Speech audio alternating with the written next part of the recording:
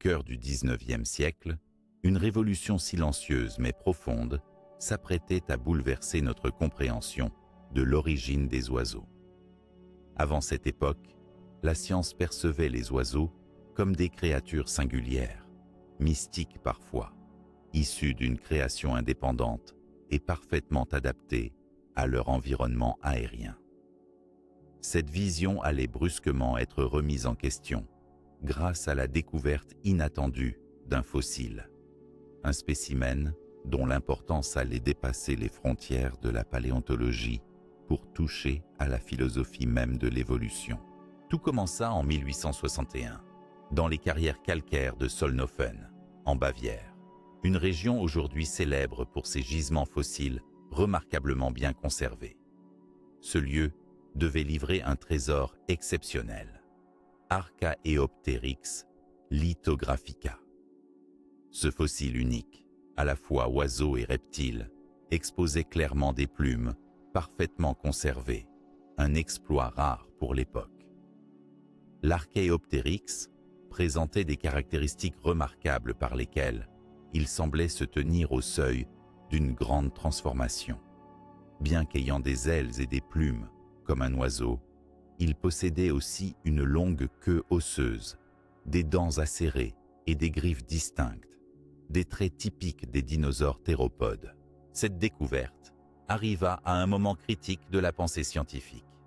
Charles Darwin venait juste de publier, en 1859, sa théorie de l'évolution par la sélection naturelle, renforçant ainsi la quête de preuves paléontologiques pour expliquer les transitions entre espèces. L'Archaeopteryx surgit alors comme un chaînon manquant, sublime, confirmant l'idée que les oiseaux descendaient directement d'ancêtres dinosaures, plutôt que d'une origine mystique ou distincte. Ce spécimen défiant toute catégorisation rigide devint la clé de voûte d'un nouveau paradigme scientifique. Mais comment un fossile aussi fragile que des plumes pouvait-il se conserver aussi bien?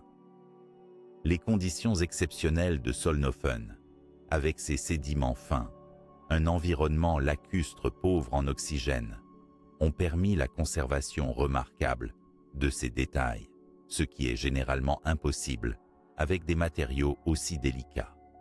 Cette conservation minutieuse a révélé non seulement la morphologie des plumes elles-mêmes, mais aussi leur agencement complexe, suggérant déjà des fonctions de vol puissantes, ou du moins des capacités aérodynamiques primitives. L'Archaeopteryx fit immédiatement débat dans la communauté scientifique. Certains paléontologues, influencés par une vision plus traditionnelle, rechignèrent à accepter que les oiseaux puissent descendre des dinosaures carnivores. D'autres, en revanche, virent là l'occasion de réécrire l'histoire de la vie sur Terre. Au fil des décennies, de nouvelles découvertes de fossiles à plumes, essentiellement en Chine, allaient confirmer et approfondir ce lien entre dinosaures et oiseaux. Ces récents fossiles exhibaient une variété de plumes, depuis de simples filaments, jusqu'à des structures plus complexes, ressemblant à nos plumes modernes. Chaque nouvelle trouvaille apportait un fragment manquant de ce puzzle évolutif, illustrant clairement que les plumes n'étaient pas une innovation isolée, mais un trait évolutif apparu chez certains dinosaures, bien avant que le vol ne devienne une nécessité. Au-delà de l'apparence, ces découvertes entraînaient un bouleversement dans la façon de comprendre la fonction même des plumes. Elles n'étaient pas uniquement destinées au vol, mais avaient initialement probablement des usages variés. Isolation thermique, camouflage, signalisation sociale, ou même défense contre des agressions. Ce changement de perspective enrichissait considérablement notre vision des modes de vie de ces créatures incroyablement diversifiées. L'impact de cette découverte sur l'origine des oiseaux fut fondamental. Elle établissait une continuité évolutive claire, où les oiseaux contemporains sont les descendants directs de certains groupes de dinosaures théropodes, transformant complètement la place des oiseaux dans l'arbre de vie. L'histoire se complexifiait, faisant éclater la dichotomie rigide entre reptiles terrestres et oiseaux aériens, pour aboutir à une vision nuancée et interconnectée formatrice de la biodiversité.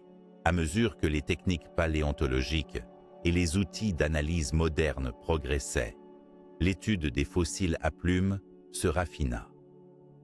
Des analyses microscopiques permirent d'identifier les pigments responsables des couleurs des plumes fossilisées, révélant un aperçu coloré et vivant du passé lointain.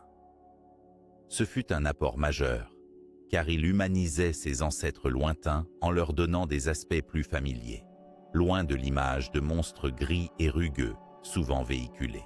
Ce bouleversement a également nourri l'imaginaire collectif et la culture populaire.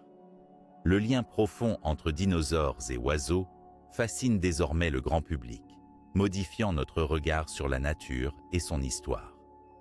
Le vol des oiseaux modernes n'est plus qu'une prouesse isolée, mais le résultat d'une longue, lente montée évolutive qui trouve ses racines il y a des dizaines de millions d'années chez des êtres étranges à plumes. Cette première découverte majeure fut donc la pierre d'angle d'un chantier scientifique qui n'en finit pas de progresser.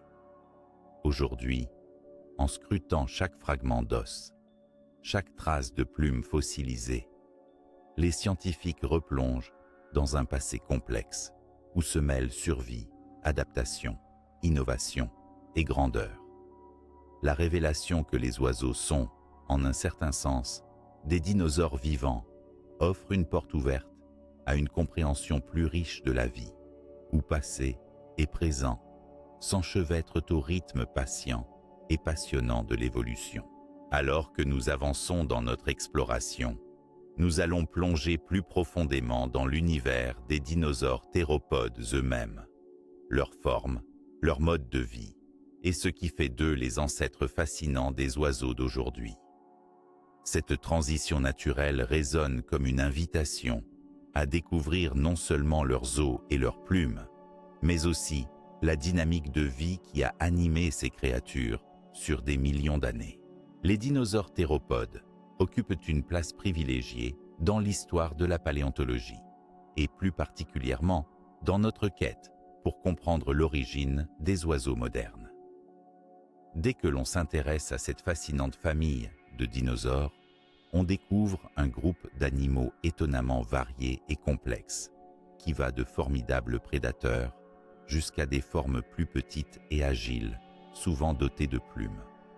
Ce sont précisément ces théropodes qui constituent la pierre angulaire des recherches sur la transition entre dinosaures et oiseaux, car leur anatomie et leur diversité nous racontent une histoire évolutive captivante. Pour appréhender pleinement le rôle central des théropodes dans cette enquête, il est d'abord nécessaire de comprendre qui ils sont.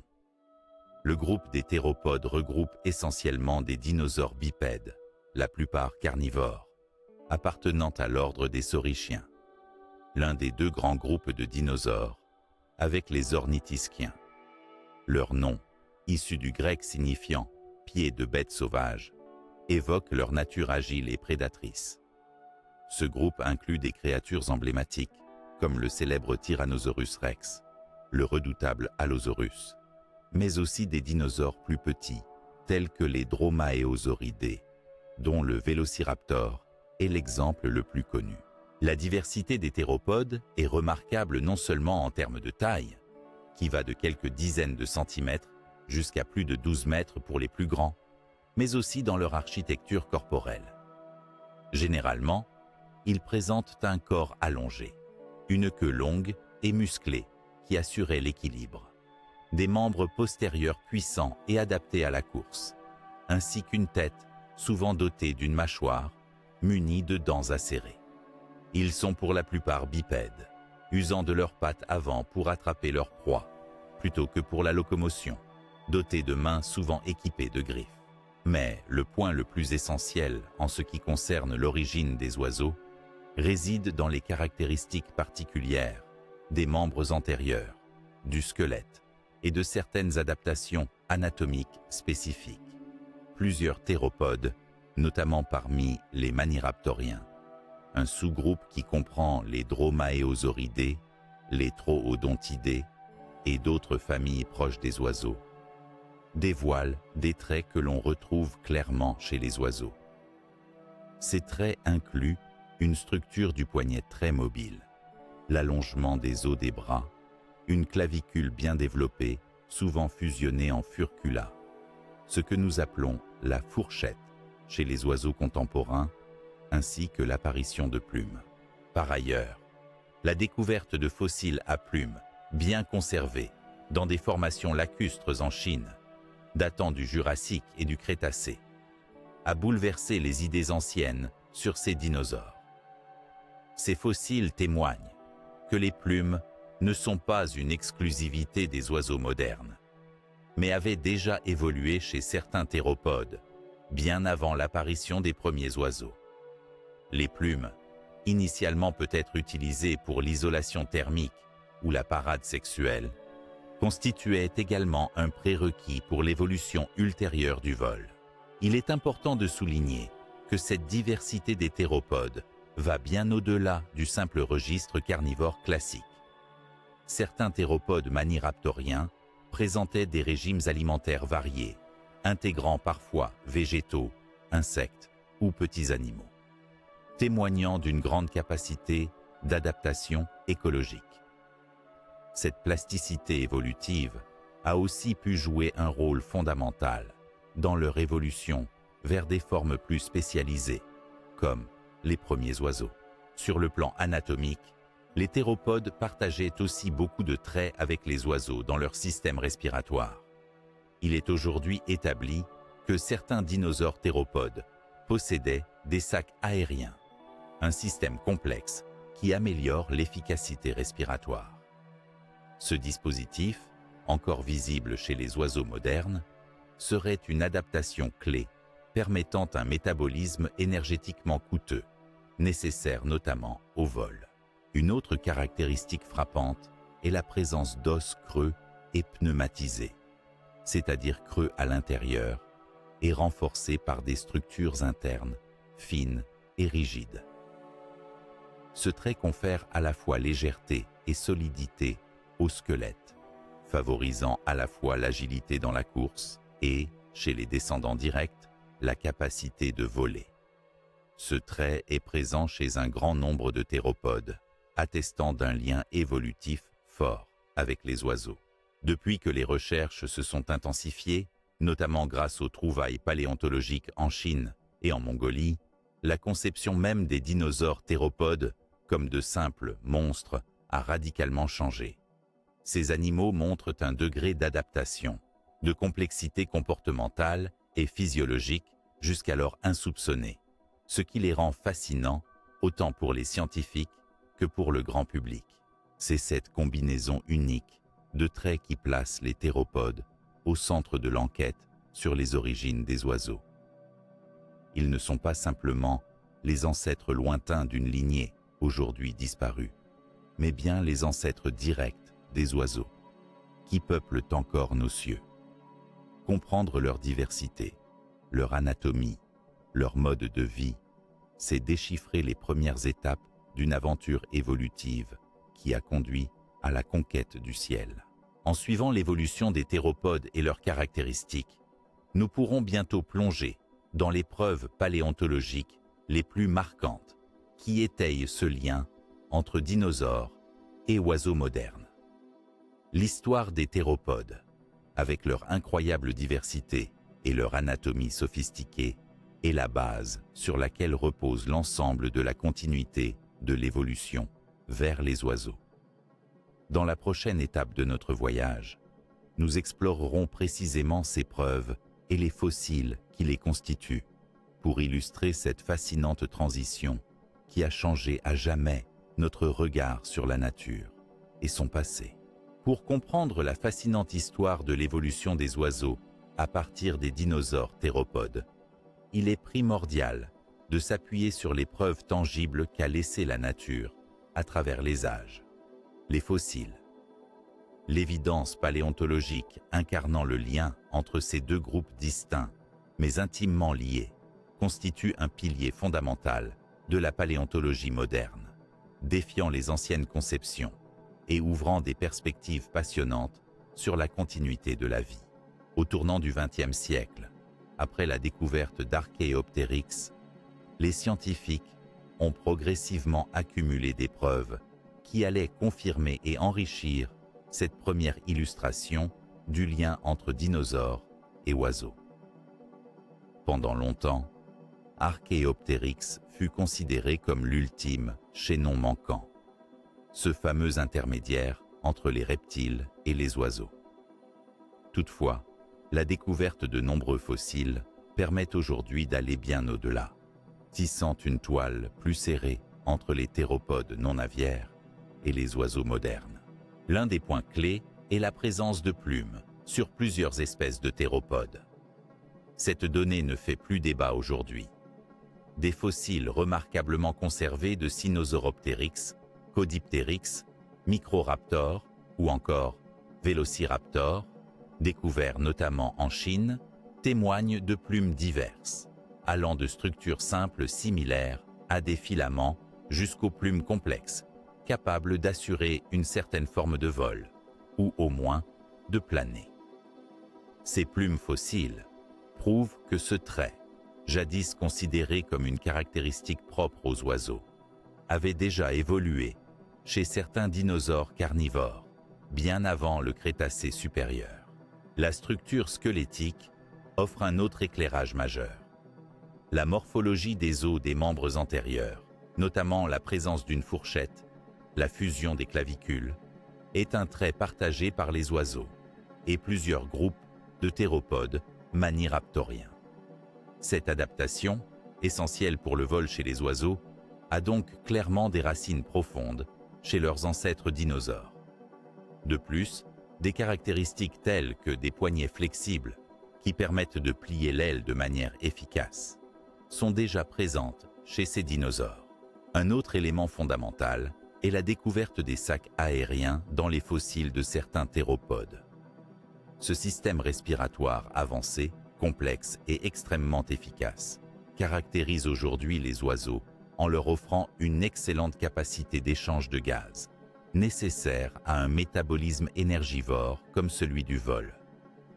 Le fait que ce système ait été présent chez des animaux non volants confirme une continuité physiologique qui transcende la seule adaptation au vol, illustrant des passerelles évolutives solides. Les os creux et pneumatisés, une autre caractéristique hautement spécialisée, représentent également cette continuité remarquable. Ces os légers, mais résistants, sont indispensables chez les oiseaux pour réduire le poids du squelette lors du vol. Leur présence chez certains théropodes témoigne qu'ils disposaient déjà d'adaptation vers une forme de locomotion efficace, préparant ainsi le terrain à la conquête des airs. En plus des traits morphologiques et physiologiques, des preuves comportementales émergent aussi. Les découvertes de nids fossiles avec des traces de soins parentaux chez certains théropodes, la structure des plumes suggérant des fonctions de parade ou même des indices sur la vocalisation, mettent en lumière des modes de vie complexes et souvent similaires à ceux des oiseaux. La paléoécologie enrichit elle aussi cette relation. On observe que les habitats et les niches écologiques de certains théropodes proches des oiseaux sont comparables à ceux des oiseaux actuels, soulignant une continuité dans les modes d'existence. Certains d'entre eux avaient même des adaptations pour le vol plané, comme chez le Microraptor, renforçant la thèse d'une évolution progressive du vol battu à partir de formes terrestres ou arboricoles. Enfin, les analyses phylogénétiques modernes, qui croisent données morphologiques et, de plus en plus, génétiques indirectes, confirment que les oiseaux modernes sont bien des dinosaures théropodes dérivés. Cette classification révolutionne la taxonomie et place les oiseaux à l'intérieur même du clade Dinosauria, réduisant ainsi l'idée d'un fossé séparant ces animaux. Ainsi, l'évidence paléontologique est désormais abondante et multiple. Le lien entre théropodes et oiseaux modernes se manifeste dans des fossiles aux plumes colorées, dans une anatomie du squelette méticuleusement conservée, dans des adaptations respiratoires et osseuses spécifiques, et dans des comportements complexes, attestés par les archives fossiles.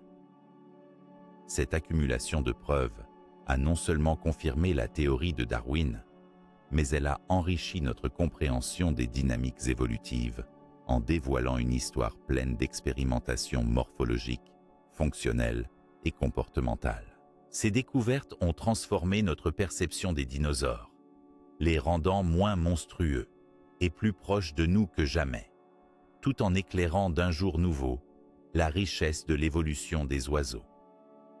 Elles préparent ainsi le terrain pour explorer en détail l'anatomie des premiers dinosaures à plumes, une étape clé dans ce voyage à travers le temps et la vie, que nous découvrirons bientôt.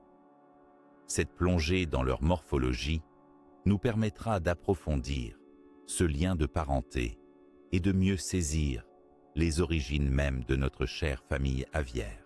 Dans notre exploration de la fascinante évolution reliant dinosaures théropodes et oiseaux modernes, il est indispensable de s'arrêter sur les premiers dinosaures à plumes connus, tels que Sinosauropteryx et Caudipteryx.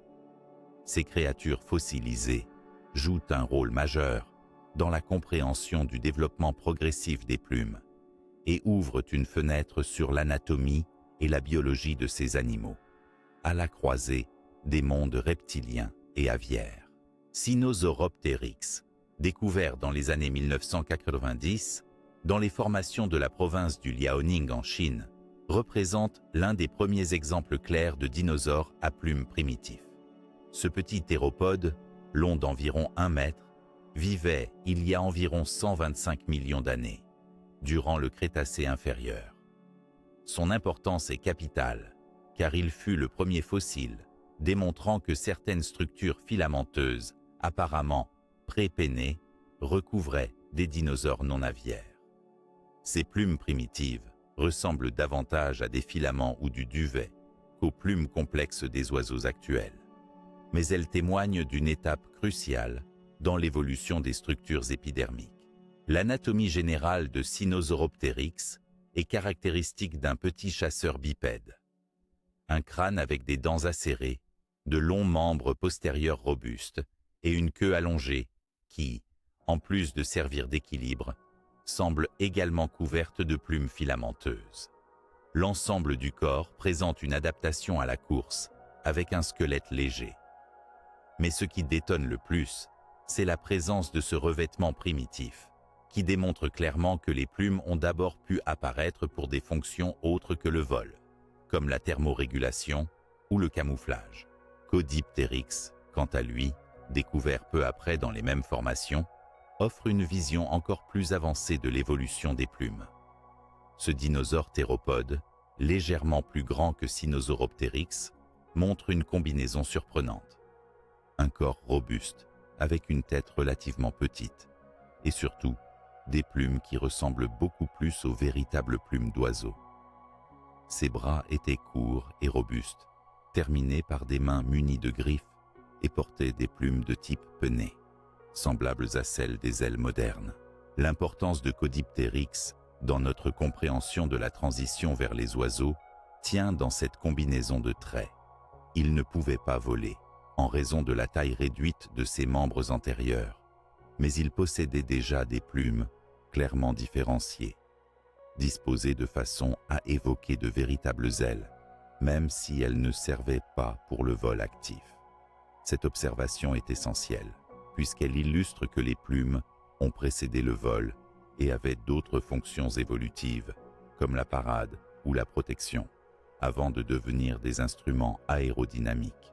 La découverte de Caudipteryx a également permis d'étayer la classification phylogénétique, en confirmant que les théropodes maniraptoriens avaient développé des plumes même s'ils ne pratiquaient pas encore le vol. L'anatomie du squelette de ce dinosaure montre des rapprochements notables avec les oiseaux. La forme du bassin, la structure du sternum et les os du poignet indiquent une évolution progressive vers les adaptations nécessaires au vol.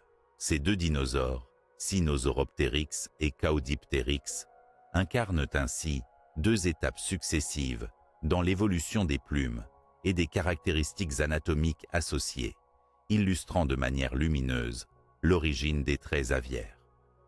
Leur anatomie renseigne sur l'apparition initiale des plumes sous forme de simples filaments, puis leur complexification ultérieure en plumes plus structurées. Au-delà des aspects physiques, l'étude de ces fossiles révèle également des indices comportementaux. La disposition des plumes sur la queue et les membres suggère que, même avant le vol, ces structures jouaient un rôle dans la communication visuelle, possiblement dans la parade nuptiale ou la reconnaissance sociale. Ces fonctions auraient eu constitué des pressions sélectives, favorisant le développement de plumes plus sophistiquées. En résumé, l'anatomie des premiers dinosaures à plumes, comme Sinosauropteryx et Caudipteryx, est cruciale pour comprendre la naissance des oiseaux. Il témoigne de l'évolution progressive des plumes, initialement indépendantes du vol, ainsi que d'une mosaïque de caractéristiques anatomiques semblables à celles des oiseaux actuels. Leur étude nous rapproche plus que jamais de ces ancêtres éteints et de la transformation extraordinaire qui a donné naissance aux oiseaux que nous connaissons aujourd'hui. Dans la suite de notre voyage à travers le temps, nous approfondirons cette transition surprenante en comparant de manière détaillée la structure osseuse des bras, des mains et des os en général, afin de mettre en lumière les subtilités anatomiques qui ont préparé le terrain à l'émergence du vol battu. Ce sera une étape essentielle pour comprendre comment la mécanique du mouvement et les adaptations structurelles ont évolué chez ces fascinants dinosaures à plumes. Pour mieux comprendre la transition progressive entre les dinosaures théropodes et les oiseaux modernes, il est primordial d'examiner en détail les ossements, plus précisément la structure des bras, des mains, ainsi que la composition des os qui ont accompagné cette évolution. Cette analyse comparative entre les squelettes des dinosaures théropodes et ceux des oiseaux actuels permet de révéler une mosaïque de caractéristiques morphologiques partagées, témoignant du lien intime et indéniable qui unit ces deux groupes. Commençons par les bras, un élément clé dans la préparation au vol. Chez les théropodes primitifs, comme certains maniraptoriens, les membres antérieurs étaient déjà allongés par rapport à leurs cousins plus lointains. Cet allongement progressif préfigure une capacité accrue à manipuler l'environnement ou à réaliser des mouvements complexes. Chez Caudipteryx, par exemple, les bras, bien que relativement courts, portèrent des plumes semblables à des ailes, suggérant une fonction plus évoluée que la simple prédation ou l'équilibre. Dans les fossiles d'Archaeopteryx, qui marquent une étape charnière entre dinosaures et oiseaux, les membres antérieurs se présentent à la fois robustes et mobiles, dotés d'une ossature capable de soutenir un dispositif complexe d'ailes. Ces phalanges, autrement dit les os des doigts, possèdent des griffes fonctionnelles, un trait archaïque qui disparaîtra par la suite chez les oiseaux modernes. Cette double fonctionnalité, à la fois pour grimper ou saisir et éventuellement pour voler, illustre le caractère intermédiaire de cette créature fascinante. Concernant les mains, la transition évolutive est encore plus impressionnante. Les dinosaures théropodes possèdent généralement 3 doigts munis de griffes qui leur confèrent une capacité de préhension certaine. Le célèbre Vélociraptor en est un bon exemple avec des mains adaptées à l'approche, à la saisie précise et à la manipulation. Chez Archaeopteryx et certains autres maniraptoriens, ces doigts sont plus flexibles, permettant des mouvements fins indispensables à la gestion d'une surface alaire. En revanche, chez les oiseaux modernes, les doigts sont fortement réduits et fusionnés pour former une structure rigide, allégée, mais parfaitement adaptée à l'attachement des plumes et au vol. À l'intérieur, la structure osseuse elle-même subit une transformation notable. Les théropodes exhibent une ossature haute, avec des os creux particulièrement développés, appelés pneumatisés. Ces os creux ne sont pas fragiles, mais renforcés par un réseau de trabécules internes, alliant légèreté et solidité. Une adaptation essentielle pour réduire le poids sans compromettre la résistance. Ce trait devient encore plus marqué chez les oiseaux contemporains, pour qui la légèreté est cruciale dans le vol. Un autre point remarquable réside dans la fusion progressive de certains os. Chez les oiseaux modernes, le carpe, poignet, et les métacarpiens, les os de la main, sont fusionnés pour former une structure compacte et légère, ce qui améliore la rigidité de l'aile pendant le vol. Chez les théropodes, cette fusion est moins prononcée ou absente, parfois limitée à quelques os seulement. L'évolution de cette fusion osseuse souligne donc une optimisation vers des capacités aériennes accrues. Par ailleurs, la présence de la furcula, autrement dit la fourchette formée par la fusion des clavicules, est une autre caractéristique osseuse importante. Chez les théropodes proches des oiseaux, cette structure existait déjà, jouant un rôle essentiel dans la mécanique du vol, en fournissant un point d'ancrage pour les muscles du sternum. La robustesse de la furcula varie selon les espèces, mais pose un signe avant-coureur clair de la spécialisation des premiers oiseaux. La morphologie du sternum est également significative. Si chez les théropodes primitifs, il est peu développé, chez les dinosaures plus avancés et chez les oiseaux, il s'élargit et s'approfondit pour soutenir les puissants muscles pectoraux indispensables au battement des ailes. Cette évolution progressive traduit un renforcement fonctionnel lié à l'apparition du vol.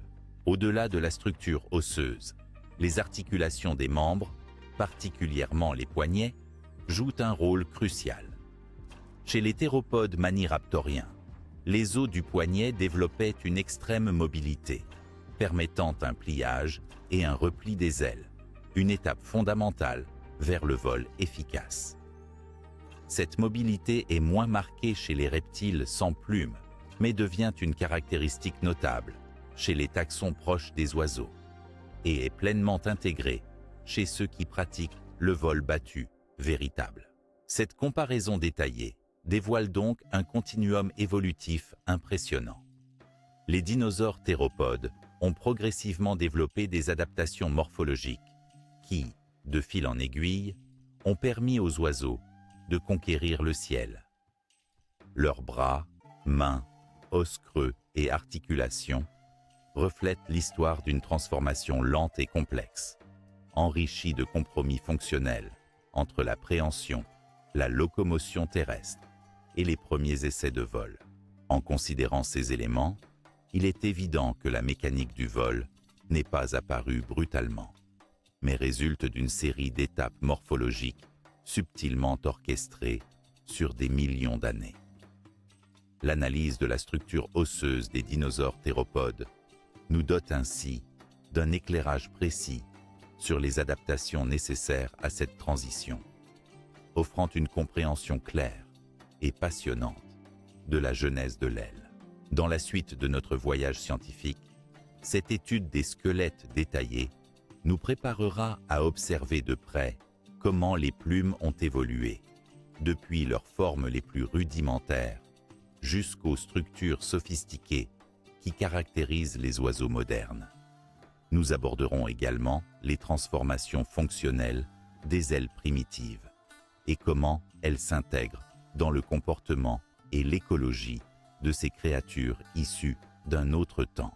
Pour aborder pleinement l'évolution fascinante des plumes, il convient de revenir aux origines mêmes de cette structure exceptionnelle qui distingue tant les oiseaux modernes, mais qui, à l'origine, a aussi habillé plusieurs dinosaures théropodes. Le développement des plumes illustre parfaitement comment un caractère aussi complexe s'est progressivement élaboré, étape par étape, depuis de simples filaments jusqu'aux plumes sophistiquées, assurant le vol et le contrôle aérodynamique chez nos oiseaux contemporains. Les premières formes de plumes, telles qu'observées chez des dinosaures tels que Sinosauropteryx, étaient loin d'être ce que nous désignons habituellement comme plumes. Ce sont des structures filamenteuses simples, ressemblant à de fins poils ou à un duvet. Ces filaments, souvent appelés protoplumes, étaient probablement composés de kératine, la même protéine qui compose la peau, les ongles et les poils chez de nombreux vertébrés. Leur fonction initiale n'était sans doute pas le vol. Ils servaient avant tout à la thermorégulation, en aidant à conserver la chaleur corporelle, mais aussi peut-être au camouflage, en modifiant l'apparence de l'animal selon son environnement. À mesure que l'évolution progressait, ces filaments primitifs se complexifièrent, donnant naissance à des plumes pennées rudimentaires, comme celles retrouvées chez des dinosaures, tels que Caudipteryx ou Incisivosaurus. Ces plumes présentaient une tige centrale, appelée rachis, avec des barbes latérales, un arrangement qui offre plus de surface et une résistance accrue.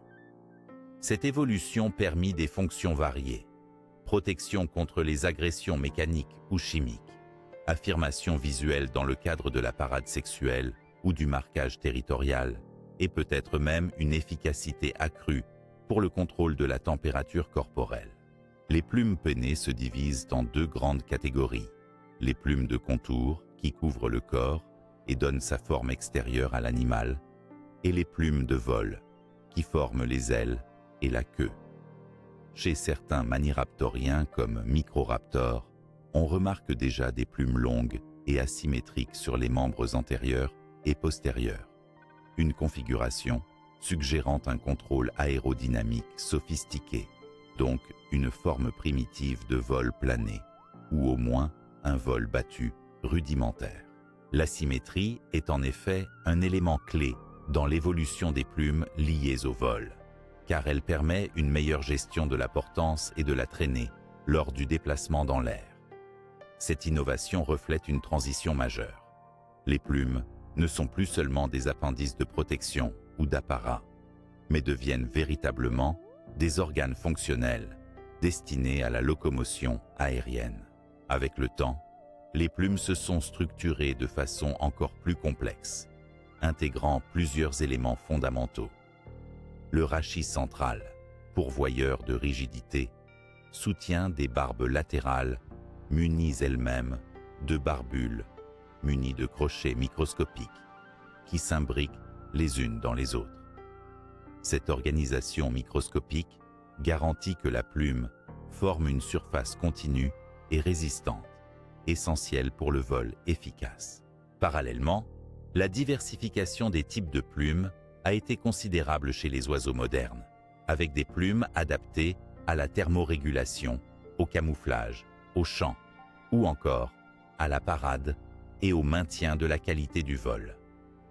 Cette diversité résulte directement d'une longue évolution au cours de laquelle les plumes se sont adaptées à diverses fonctions, loin du simple usage initial. Un aspect fascinant est aussi la dispersion des plumes sur le corps de ces dinosaures anciens. Les premiers fossiles montrent une couverture plus ou moins dense, parfois inégale, avec des concentrations de plumes sur certaines parties du corps, notamment les membres et la queue.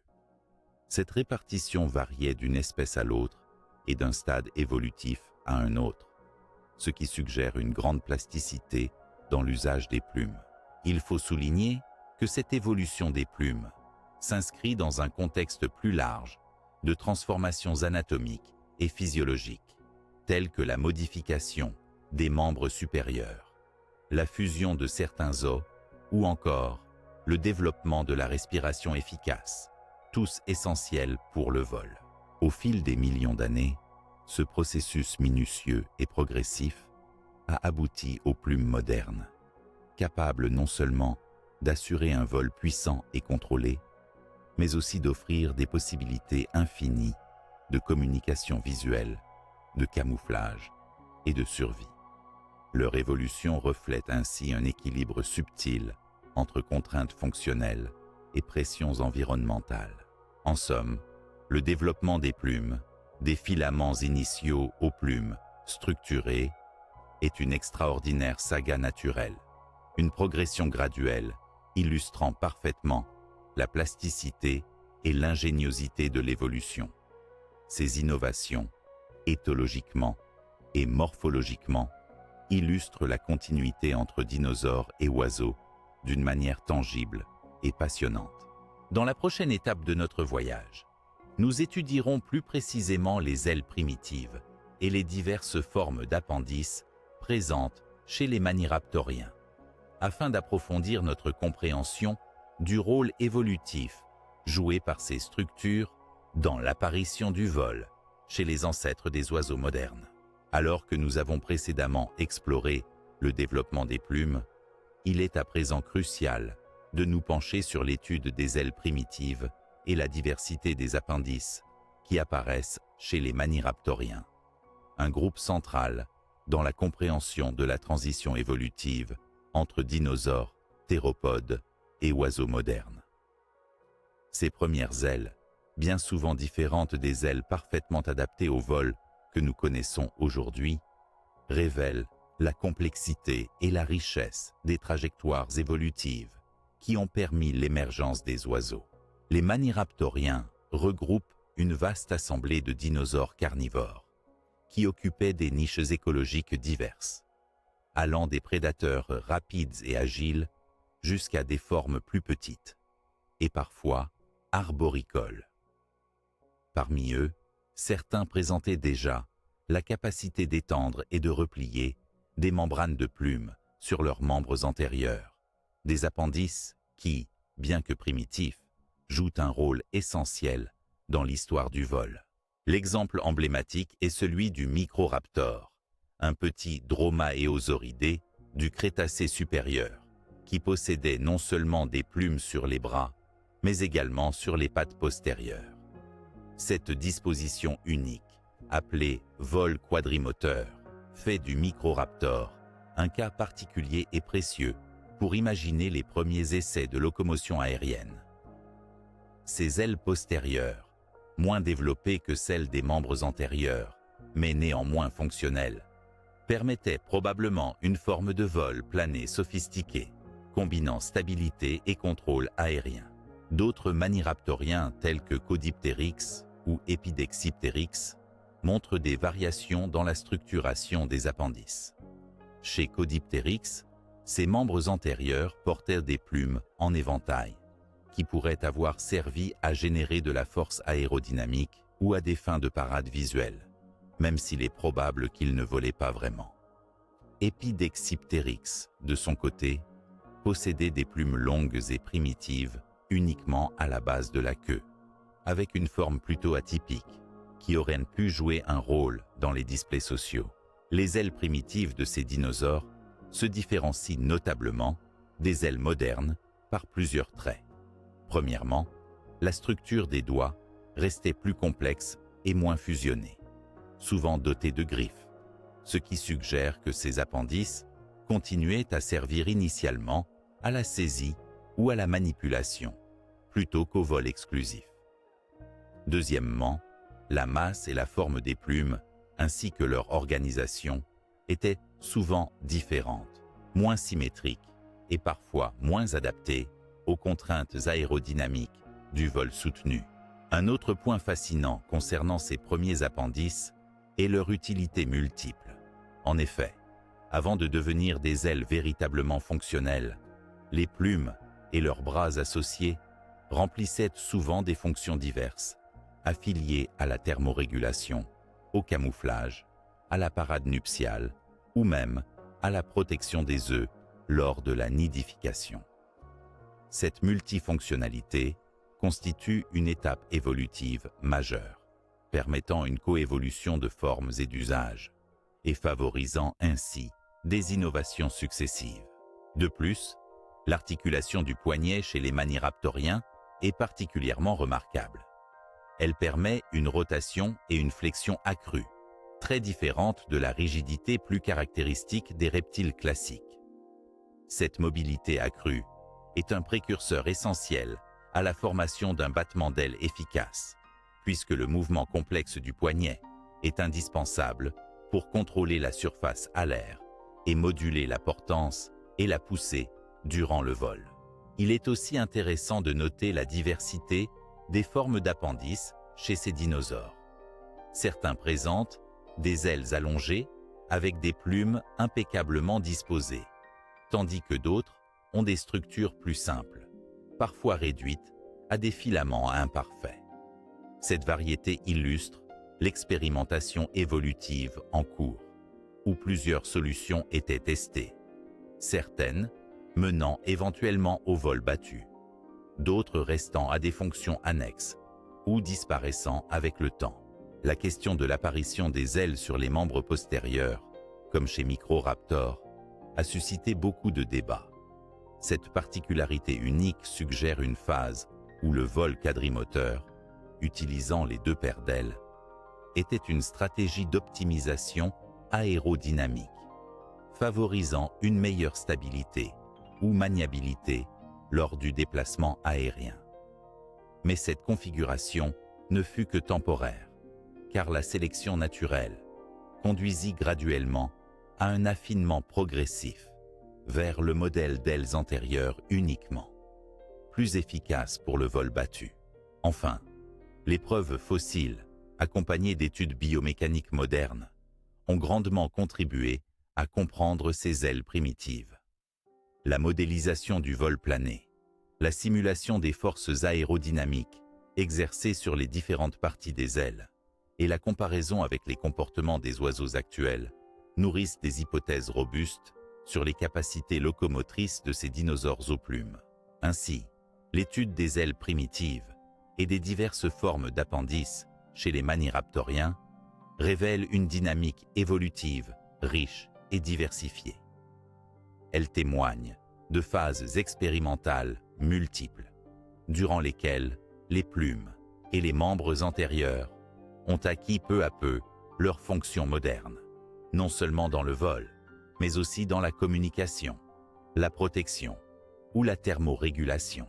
Ce panorama invite à envisager l'évolution non pas comme un saut brusque, mais comme une série de modifications successives et complémentaires, où chaque innovation servait simultanément plusieurs fonctions et préparait le terrain à celle suivante. Dans les prochaines étapes, nous verrons aussi comment les plumes non volantes elles-mêmes, souvent délaissées, exerçaient des rôles cruciaux dans la vie de ces animaux, notamment en termes de thermorégulation, de camouflage et de stratégie de parade, renforçant ainsi la complexité comportementale de ces ancêtres impressionnants des oiseaux modernes. Alors que les plumes sont communément associées au vol chez les oiseaux modernes, leur fonction initiale chez les premiers dinosaures à plumes n'était pas du tout aérienne. En effet, bien avant d'assister à la maîtrise du ciel, les plumes ont rempli plusieurs rôles essentiels dans la vie quotidienne de ces créatures disparues, notamment la thermorégulation, le camouflage et la parade sociale. Comprendre ces usages diversifiés enrichit notre perception de l'évolution des plumes et éclaire la complexité des adaptations comportementales et physiologiques qui ont accompagné la transition des théropodes vers les oiseaux. La thermorégulation est sans doute l'une des premières fonctions attribuables aux plumes.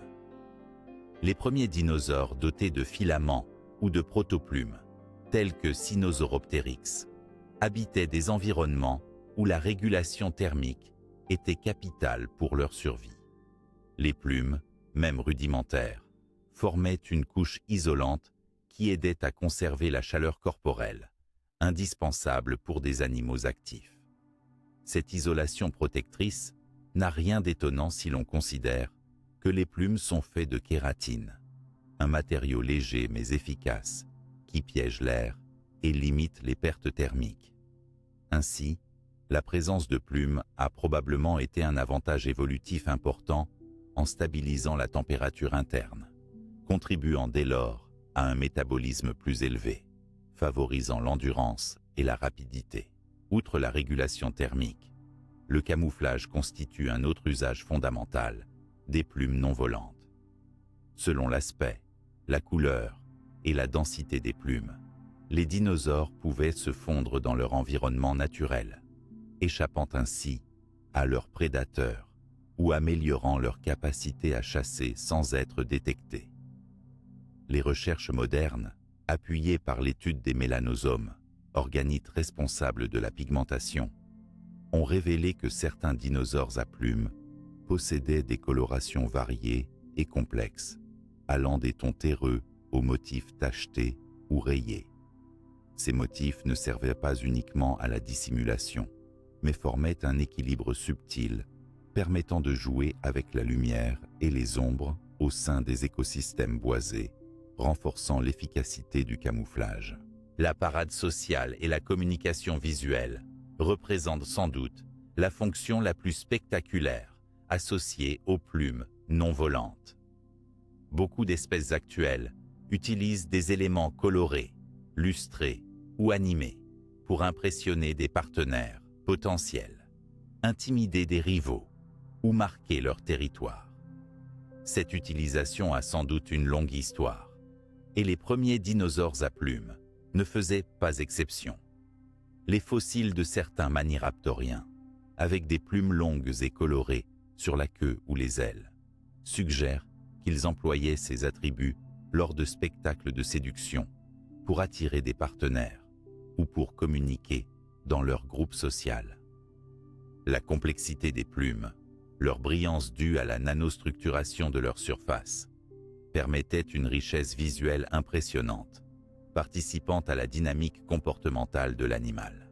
Les plumes non volantes avaient également un rôle important dans la protection physique. Chez certains dinosaures, une dense couverture de plumes pouvait servir de barrière face aux agressions légères, aux rayons solaires ou même aux parasites, apportant une défense passive souvent sous-estimée.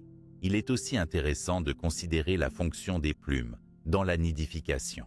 Certaines espèces emprisonnaient la chaleur autour de leurs œufs en abritant leur progéniture sous un manteau de plumes, un comportement très fréquent chez les oiseaux actuels. Ce soin parental, favorisé par l'existence de plumes couvrantes, pourrait avoir été hérité directement de ses ancêtres à plumes, attribuant un avantage sélectionnel évident en augmentant le taux de survie des juvéniles. Enfin, la multiplicité des fonctions des plumes non volantes souligne leur rôle évolutif polyvalent. Avant que le vol ne devienne un moteur de sélection dominant, les plumes ont servi de multiples façons, chacune jouant un rôle dans la survie et l'adaptation des dinosaures à leurs environnements variés. Ainsi, loin d'être de simples outils pour le vol, les plumes étaient des traits multifonctionnels aux nombreux usages. Cette complexité fonctionnelle reflète la richesse écologique et comportementale des premiers dinosaures à plumes, dont les innovations ont préparé le terrain à l'origine des oiseaux que nous connaissons aujourd'hui. Dans la prochaine étape, nous plongerons dans l'étude des adaptations respiratoires particulières, notamment le fonctionnement des sacs aériens et la dynamique pulmonaire, qui ont joué un rôle essentiel dans l'évolution physiologique des théropodes vers les oiseaux, améliorant leur efficacité énergétique et contribuant à la performance dans le vol. L'adaptation respiratoire des dinosaures théropodes, et plus particulièrement des maniraptoriens, représente une avancée majeure dans l'histoire évolutive qui a conduit à l'apparition des oiseaux modernes. Cette adaptation, centrée sur le développement d'un système de sac aérien et sur une dynamique pulmonaire efficace, a joué un rôle fondamental en renforçant leur métabolisme, en augmentant leur endurance et en préparant le terrain aux contraintes physiologiques imposées par le vol. Analyser en profondeur ces particularités physiologiques nous permet de mieux comprendre comment des dinosaures prévus pour la vie terrestre ont progressivement acquis des solutions respiratoires inédites, si essentielles à leurs descendants. L'oiseau. Chez la plupart des reptiles actuels, la respiration repose sur un système pulmonaire assez simple, basé sur une ventilation par expansion et contraction thoracique, un processus limité par la faible efficacité d'échange de gaz et une circulation d'air discontinue. En revanche, chez les oiseaux, Le système respiratoire est exceptionnellement performant et complexe. Il repose sur la présence de sacs aériens, des extensions fines et élastiques des poumons, qui forcent un flux unidirectionnel d'air à travers des tubes rigides appelés parabronches, offrant une diffusion de l'oxygène bien plus efficace que chez les mammifères ou les reptiles. Cette particularité est essentielle parce qu'elle permet aux oiseaux d'alimenter de façon très continue et efficace leur sang en oxygène, un avantage vital lors des efforts intenses liés au vol. Mais ce caractère crucial pour le vol ne serait pas apparu ex nihilo. L'examen minutieux des fossiles de nombreux théropodes révèle que certains, notamment parmi les maniraptoriens, présentaient déjà une architecture osseuse, poreuse et pneumatisée, signe que leurs os étaient creux et traversés par des prolongements des sacs aériens. Cette pneumatisation osseuse caractéristique témoigne d'une évolution avancée du système respiratoire, où les sacs aériens envahissent partiellement le squelette, réduisant le poids des os et améliorant la circulation d'air. La reconnaissance de ces structures a permis de supposer que ces dinosaures avaient un système respiratoire proche de celui des oiseaux modernes, avec une ventilation efficace, facilitant une prise d'oxygène accrue, même s'ils n'avaient pas nécessairement une capacité de vol soulignée. Cette innovation physiologique aurait été un avantage sélectif déterminant pour un groupe prédateur actif, permettant à ces dinosaures d'augmenter leur endurance lors de la chasse ou d'une vie énergétiquement exigeante. En étudiant la morphologie des vertèbres cervicales et dorsales, ainsi que la configuration des côtes, les chercheurs constatent que les théropodes ont développé une structure squelettique adaptée à l'installation des sacs aériens. Les cavités présentes dans ces os, appelées pneumaticités, révèlent l'interaction dynamique entre le système respiratoire et le squelette, améliorant non seulement le transport d'oxygène, mais aussi la légèreté du squelette, une double adaptation primordiale.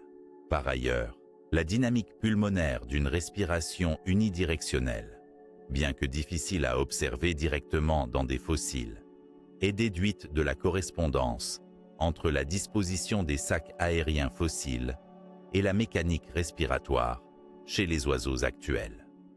Cette dynamique implique un flux d'air en circuit continu, parcourant les parabronches dans un seul sens, éliminant ainsi la stagnation d'air et maximisant l'échange gazeux.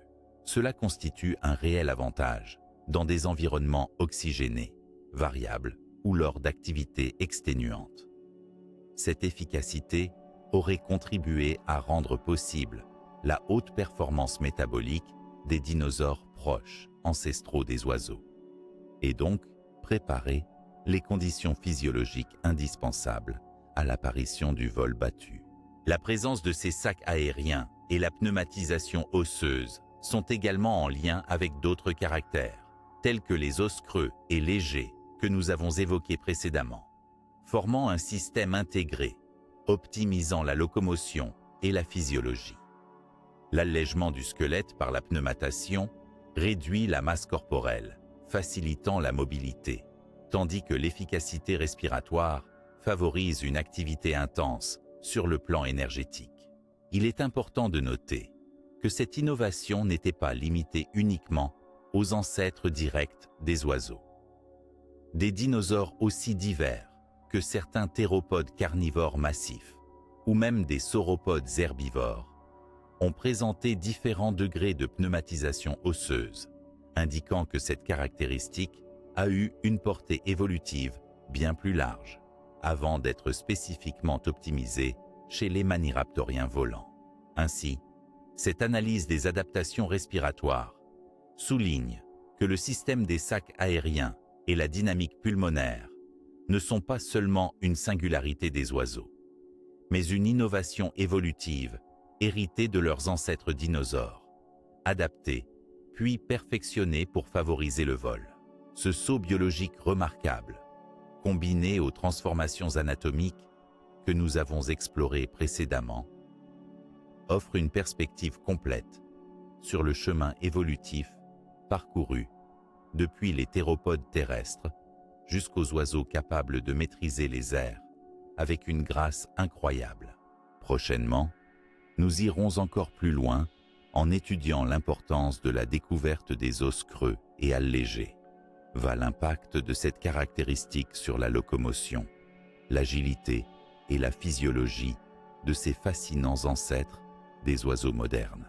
L'étude de la structure osseuse des dinosaures théropodes révèle une adaptation majeure qui a contribué de façon décisive à leur succès évolutif. La présence d'os creux et allégés. Ces os, loin d'être de simples tubes fragiles, constituent une merveille d'ingénierie biologique combinant légèreté et robustesse. Leur découverte a profondément modifié notre compréhension de la locomotion, de la physiologie et de la préparation au vol chez les ancêtres des oiseaux modernes. Les os creux, ou os pneumatisés, sont caractérisés par la présence de cavités internes plus ou moins larges, souvent traversées par des septa osseux fins, appelés trabécules, qui confèrent une rigidité remarquable tout en réduisant considérablement la masse totale de l'os. Cette structure est visible chez de nombreux oiseaux actuels, leur permettant d'être assez légers pour voler efficacement sans sacrifier la résistance mécanique nécessaire pour supporter les contraintes liées à l'envol et aux atterrissages. Chez les dinosaures théropodes, notamment chez les maniraptoriens, proches parents des oiseaux, on observe l'apparition de cette pneumatisation osseuse, témoignant d'une étape fondamentale dans l'évolution de leur corps. Cette adaptation concerne principalement les os du squelette axial, comme les vertèbres, mais aussi l'appendice des membres. Elle indique que ces dinosaures bénéficiaient déjà d'un allègement du squelette compatible avec une locomotion rapide et agile sur le sol, mais aussi, potentiellement, avec les premières formes de vol, ou au moins de planer. Cette diminution du poids osseux a eu plusieurs conséquences directes sur la locomotion. Tout d'abord, un squelette plus léger facilite le déplacement, réduit la dépense énergétique lors de la course ou des mouvements agiles, et améliore la vitesse et la maniabilité, qualité essentielle pour les prédateurs actifs comme de nombreux théropodes. Ensuite, elle apporte une meilleure allocation de l'énergie à d'autres systèmes, notamment musculaires et respiratoires, sans pénaliser la résistance mécanique globale. D'un point de vue physiologique, la pneumatisation osseuse reflète aussi l'intégration des sacs aériens dans la structure corporelle. Ces sacs aériens interagissent avec le squelette, envahissant certaines cavités osseuses, ce qui permet à la fois d'alléger le corps et de participer à une circulation d'air efficace.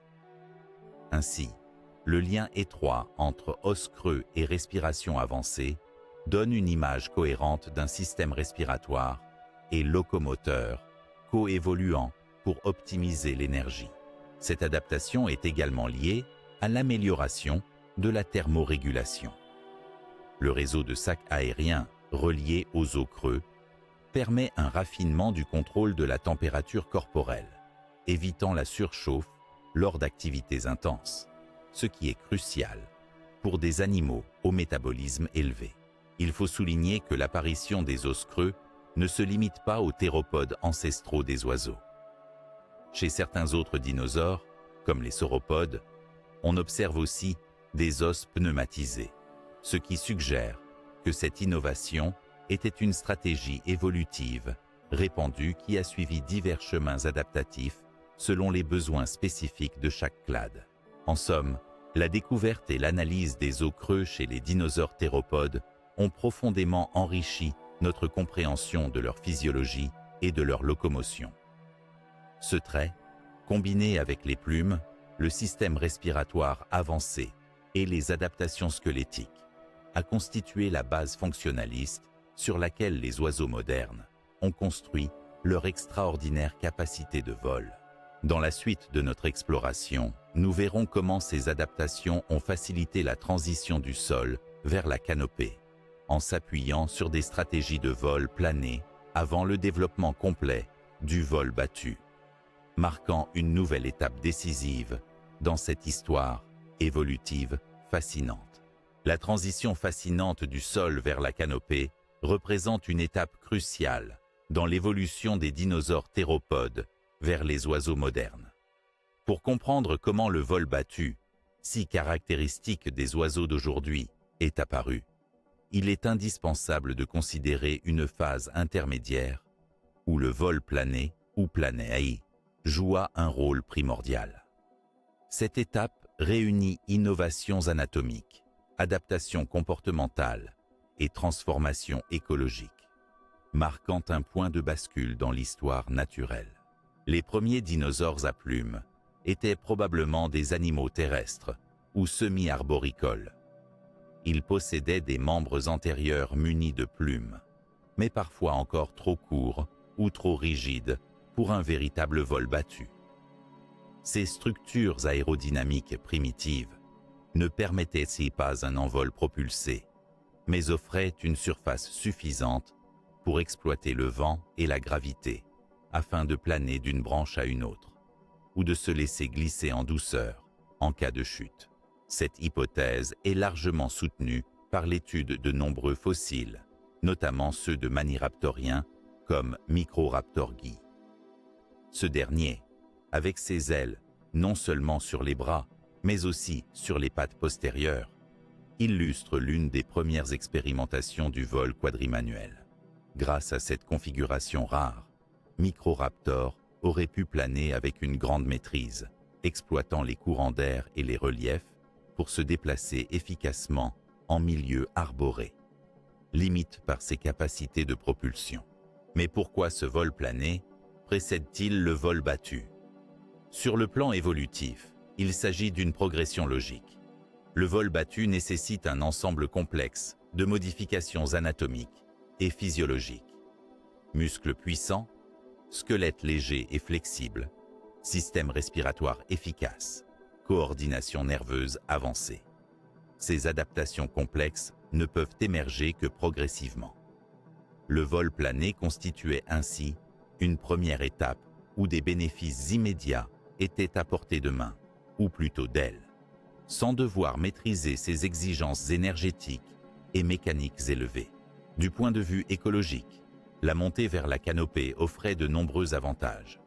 Les arbres fournissaient de la nourriture, des refuges contre certains prédateurs, et ouvraient de nouvelles niches écologiques.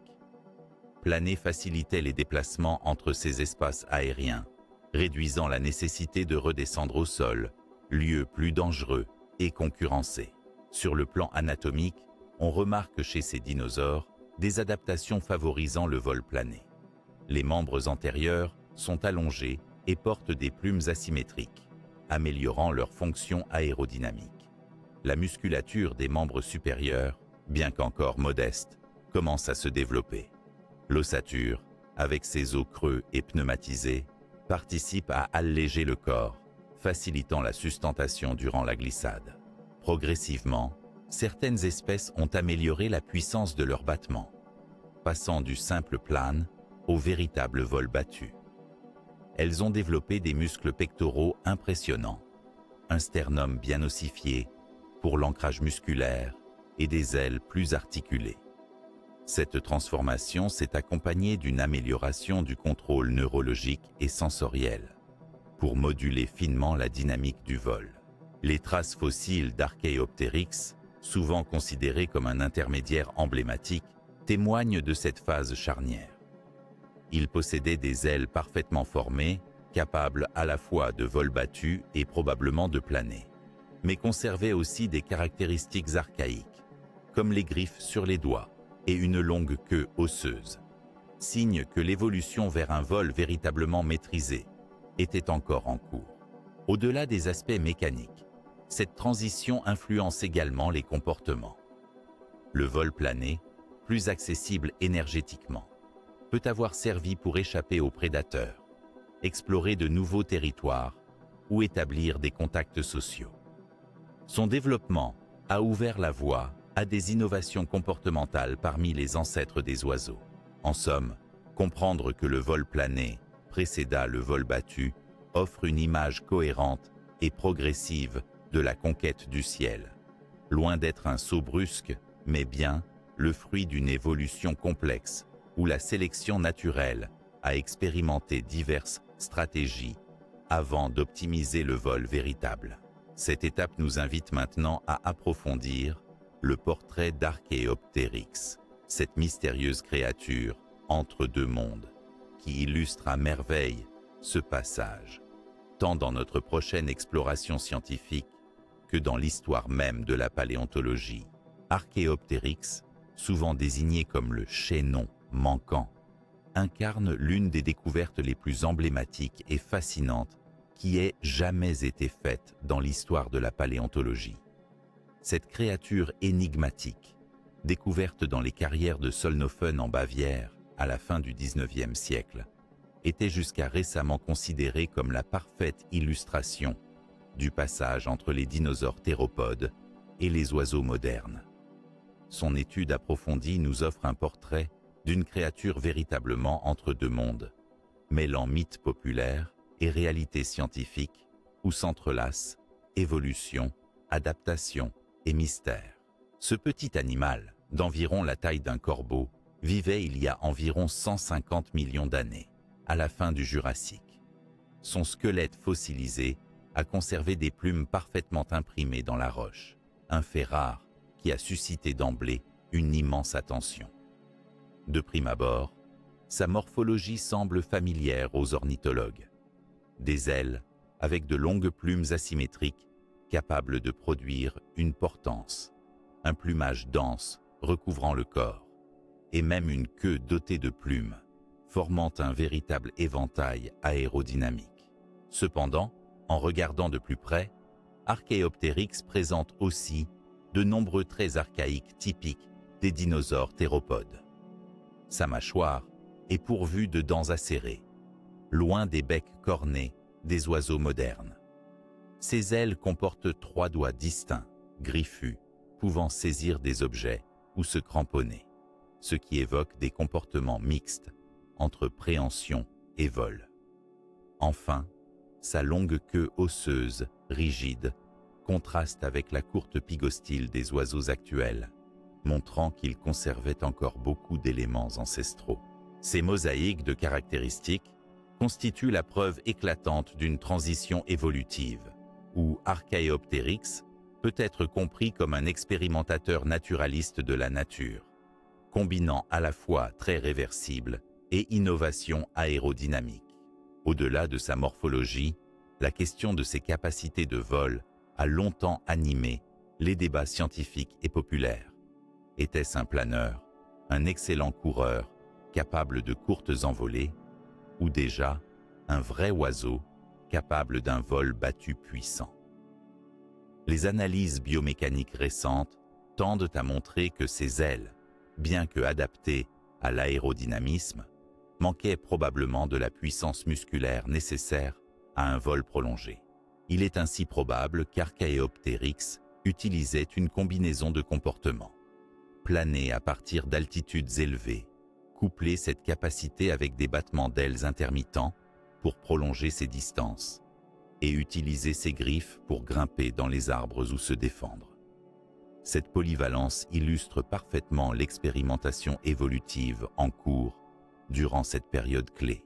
De plus, Archéoptérix est devenu un véritable mythe dans la culture populaire, symbolisant souvent la preuve tangible de la théorie de l'évolution de Darwin à une époque où cette idée restait encore controversée. Ces fossiles ont inspiré de nombreux artistes, écrivains et scientifiques, devenant un objet de fascination universelle. Pourtant, la réalité de son histoire est plus complexe, nourrie par des découvertes récentes qui ont remis en question son statut d'ancêtre direct des oiseaux. Certaines données suggèrent qu'il pouvait être un cousin évolutif plutôt qu'un ancêtre lointain, positionnant Archéoptérix comme une branche éteinte d'un arbre évolutif, par ailleurs toujours plus touffu. Cette nuance n'enlève rien à l'importance cruciale d'Archéoptérix pour la paléontologie. il reste le témoin privilégié d'une époque charnière, où plumes, vol et adaptations squelettiques convergent et interagissent. Son étude a aussi ouvert la voie à la découverte de nombreux autres fossiles à plumes en Chine, qui complètent et enrichissent notre compréhension de l'essor des oiseaux. Ainsi, Archaeopteryx nous invite à dépasser les visions simplistes de l'évolution. Non pas un chemin linéaire, mais une toile complexe d'expérimentations multiples, de succès et d'échecs, qui façonnent la biodiversité. En tant que créature entre deux mondes, il incarne la dynamique même de l'évolution, oscillant constamment entre héritage et innovation. Dans la continuité de ce portrait, nous explorerons plus avant les cousins théropodes d'Archaeopteryx, notamment les Dromaeosauridés et les Troodontidés, qui partagent nombre d'attributs aviaires et jouent un rôle central dans l'histoire évolutive des oiseaux modernes, mettant en lumière les racines profondes et ramifiées de notre famille ailée. Dans le vaste arbre évolutif des dinosaures théropodes, deux groupes particulièrement fascinants émergent en tant que proches cousins des oiseaux modernes, les Dromaeosauridés et les Troodontidés. Ces lignées, souvent qualifiées de dinosaures à plumes, offrent un éclairage précieux sur l'évolution des caractéristiques aviaires, tant par leur anatomie que par leur comportement supposé. Étudier ces groupes permet de mieux comprendre les origines des traits spécifiques aux oiseaux et la complexité de cette transition évolutive. Les Dromaeosauridés, parfois surnommés dinosaures véloces en raison de leur agilité et de leur vitesse présumée, sont probablement les plus célèbres grâce à des représentants emblématiques comme le Vélociraptor ou Deinonychus. Ces animaux étaient en général de taille moyenne, bipèdes, avec de puissantes griffes en forme de faucilles sur le deuxième doigt du pied, utilisées pour la chasse et la capture de proies.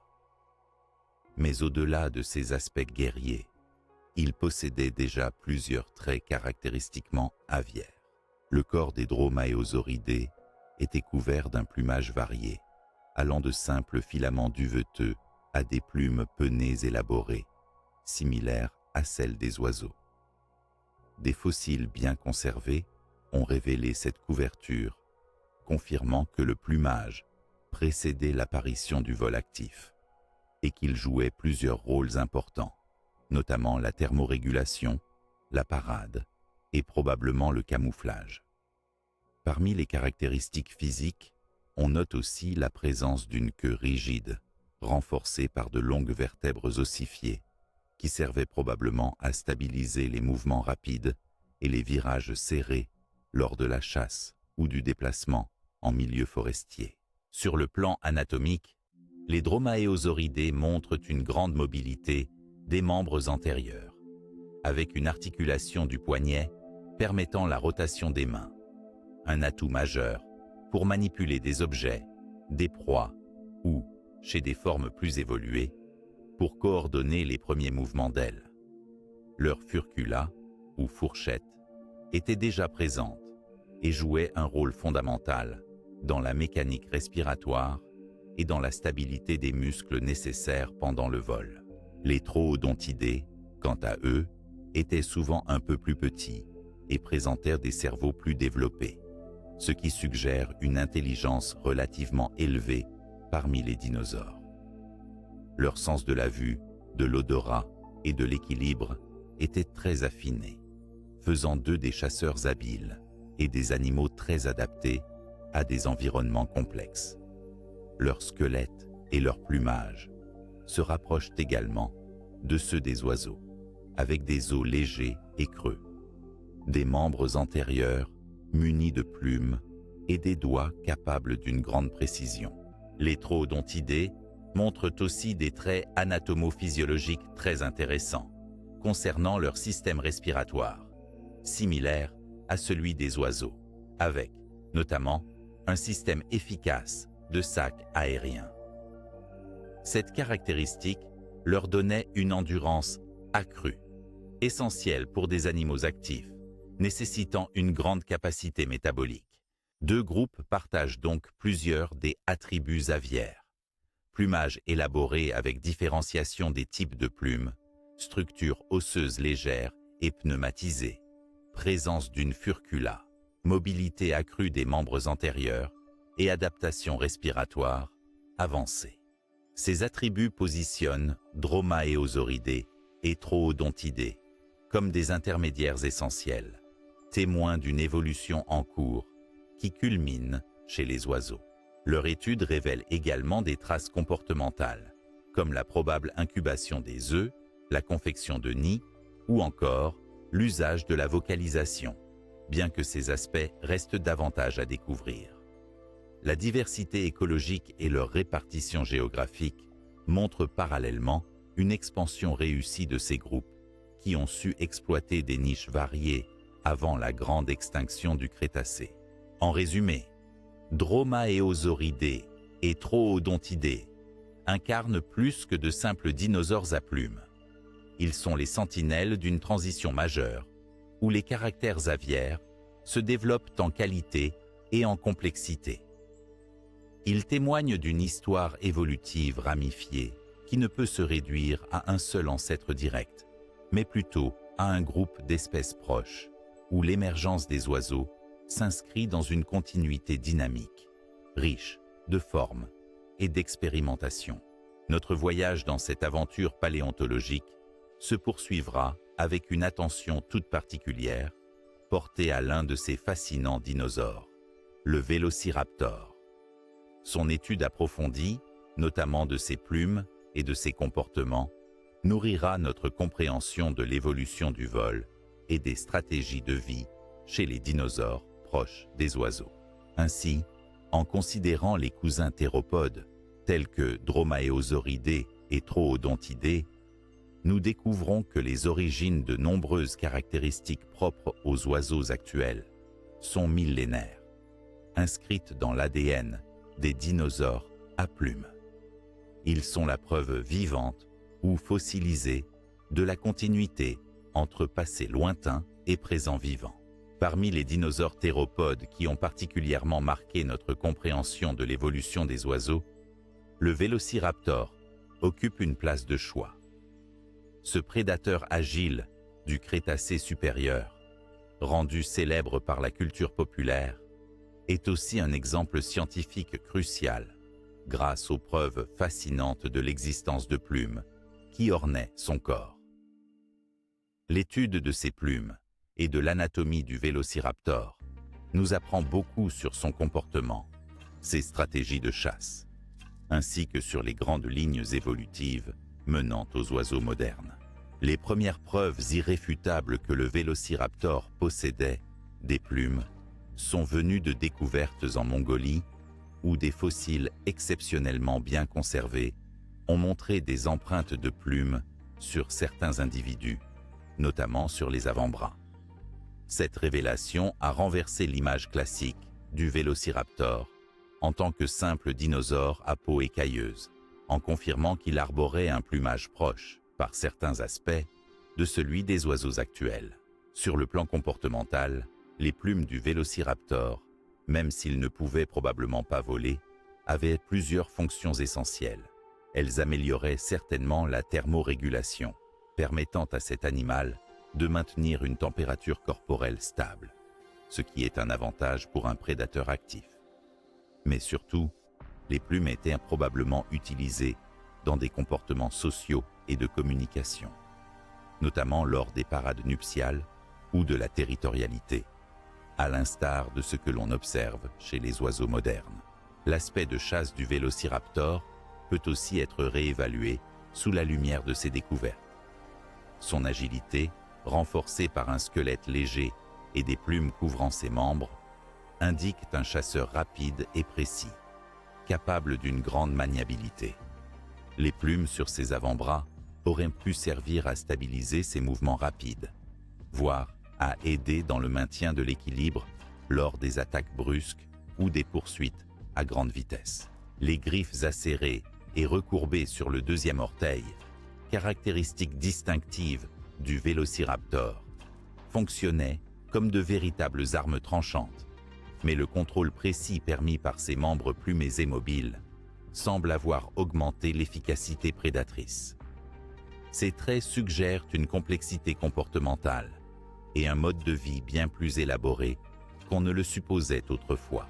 Enfin, sur le plan évolutif, la présence de plumes chez le Vélociraptor confirme que le plumage n'était pas l'apanage des premiers oiseaux, mais un trait déjà bien présent chez plusieurs groupes de dinosaures théropodes.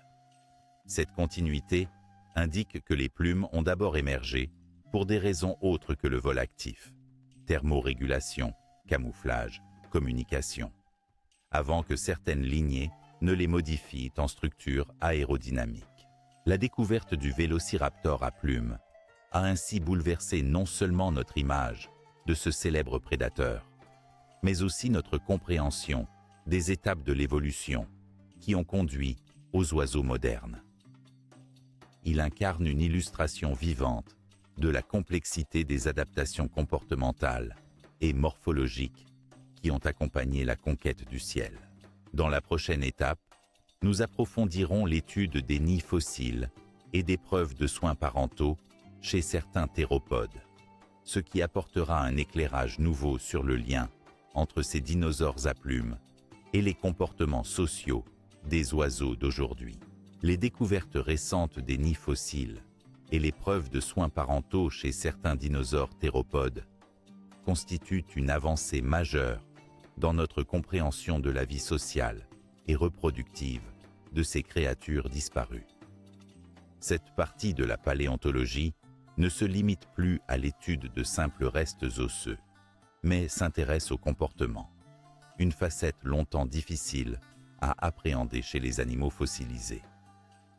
L'analyse des nids, des œufs et des structures associées dévoile un monde complexe, où certains théropodes manifestaient des stratégies parentales étonnamment comparables à celles des oiseaux modernes. L'une des premières découvertes significatives date des années 1990, lorsque des nids de dinosaures furent révélés dans des formations du Crétacé en Chine, en Mongolie et ailleurs. Ces nids, parfois en grande quantité, contenaient des œufs bien ordonnés et disposés de façon circulaire ou en couches, suggérant une organisation consciente et soigneuse. Ils étaient souvent protégés par des pierres ou des débris, témoignant d'un souci de préservation des œufs contre les prédateurs et les aléas climatiques. Chez certains théropodes, notamment des maniraptoriens comme les oviraptorosaures, des fossiles ont même été trouvés en position couvante sur leur nid, une posture qui évoque clairement le comportement des oiseaux actuels. Cette découverte fut une révolution. Elle atteste que ces dinosaures ne se contentèrent pas de pondre et d'abandonner leurs œufs, mais pratiquaient un véritable soin parental, œuvrant à protéger et à incuber leur progéniture. L'analyse des œufs eux-mêmes montre des similitudes frappantes avec ceux des oiseaux, notamment dans la structure de la coquille, suffisamment poreuse pour permettre un échange gazeux efficace. Ces aspects techniques renforcent l'idée que les modes d'incubation étaient proches, impliquant un contrôle thermique via la chaleur corporelle parentale. Au-delà de la protection physique, certains indices suggèrent un comportement social complexe durant la période de nidification. La disposition régulière des nids, parfois groupés en colonies, peut traduire une forme de coopération ou au moins une proximité sociale entre individus pendant la reproduction, ce qui est courant chez de nombreux oiseaux modernes, en particulier pour réduire le risque de prédation. Par ailleurs, certains fossiles montrent la présence de juvéniles restés à proximité des nids après l'éclosion, parfois avec des indications de soins prolongés, comme l'alimentation ou la protection contre les dangers. Ces observations témoignent d'une attention parentale qui va bien au-delà de la simple incubation, suggérant une grande implication dans le développement et la survie des jeunes. La diversité des types de soins parentaux observés chez les théropodes reflète une incroyable richesse comportementale. Du simple enfouissement d'œufs à l'incubation active, en passant par la protection rapprochée des petits. Cette diversité illustre que la sélection naturelle favorisait des stratégies adaptées aux conditions écologiques dans lesquelles vivaient ces animaux. L'importance de ces comportements chez les dinosaures repose également sur leur lien évolutif avec les oiseaux, qui héritent de cette longue tradition de soins parentaux sophistiqués. En effet, la parentalité attentive et le soin prolongé aux jeunes sont considérés comme des traits dérivés essentiels dans l'évolution des oiseaux, favorisant un taux de survie élevé et une pression sélective sur l'apprentissage et la socialisation. Ainsi, à travers l'étude des nids fossiles et des preuves directes de soins parentaux, nous entrevoyons une facette moins monstrueuse et plus empathique des dinosaures. Ces créatures façonnaient leur environnement social avec des comportements complexes, tissant un lien invisible mais puissant avec leurs descendants ailés. Nous continuons à creuser cette riche histoire avec l'exploration suivante: le chant, la vocalisation et la communication sonore chez ces animaux. Autre domaine où la science s'efforce d'imaginer les interactions et la vie sociale de ces précurseurs des oiseaux actuels. Le chant, la vocalisation et la communication sonore constituent des aspects essentiels du comportement des oiseaux modernes, jouant un rôle crucial dans la reproduction, la territorialité, la reconnaissance sociale et la survie. Mais d'où viennent ces capacités complexes? Pour comprendre les origines de la communication sonore aviaire, il est nécessaire de se tourner vers leurs ancêtres dinosaures, en s'appuyant sur les indices indirects que la paléontologie tente d'interpréter depuis plusieurs décennies. Les dinosaures théropodes, proches parents des oiseaux, disposent de structures anatomiques qui suggèrent la capacité de produire et moduler des sons variés. Par exemple, l'étude de fossiles bien conservés révèle des os du larynx et des syrinx rudimentaires, ou des zones osseuses proches où se développaient les organes vocaux. La syrinx est l'organe vocal des oiseaux modernes, situé à la bifurcation de la trachée en bronche, et n'a pas d'équivalent direct chez les reptiles. Toutefois, les chercheurs ont émis l'hypothèse que certains théropodes pourraient avoir possédé des organes primitifs, leur permettant une certaine modulation vocale. Cette capacité à produire des sons complexes aurait été un atout important pour renforcer la communication sociale. En effet, avant l'apparition des plumes à vocation acoustique ou des comportements hautement sophistiqués, la voix représentait un moyen efficace et économique de signaler la présence, la disponibilité ou l'alerte à ses pairs ou à ses concurrents. Par ailleurs, certains théropodes comme les dromaeosauridés et troodontidés, que nous avons abordés précédemment, possédaient une structure cérébrale avancée avec des régions dédiées à l'audition et à la coordination du comportement vocal. Cette neurologie développée soutient la probabilité d'une communication acoustique plus élaborée qu'on ne le pensait auparavant. Dans certains cas, la fonction des plumes pouvait aussi être reliée à la production de sons, soit par vibration lors des mouvements d'ailes ou de queue, soit par des parades visuelles sonorisées. Par exemple, des oiseaux actuels comme le manakin produisent des sons complexes à l'aide de leurs plumes. Cette complémentarité entre communication vocale et signal sonore produit par les plumes pourrait être née dès les dinosaures à plumes.